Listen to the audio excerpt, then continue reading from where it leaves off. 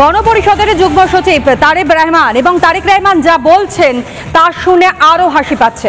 ভারত বিদ্বেষের কথা তারা বলছেন, ভারতীয়দের মেরে পিটিয়ে সেখান থেকে তাড়িয়ে দাও, ভারতের দখল নাও, অদ্ভুত যুক্তি তারা সামনে রাখছেন, কিন্তু কোনোভাবে তারা নিজেরা আত্মসমালোচনা করছেন না। কোন জায়গায় তারা দাঁড়িয়ে রয়েছেন? বলি না 26 লাখ ভারতীয়, এগুলো কোথায়?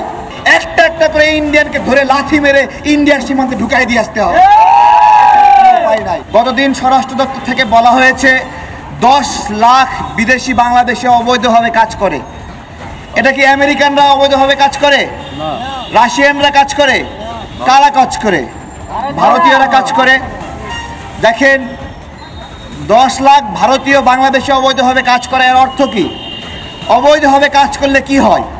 এরা যে ইনকাম করবে এর উপর কোনো ট্যাক্স আরোপ হবে না, এরা যে টাকা পাঠাবে সেটা কোনো লিস্টেড হবে না।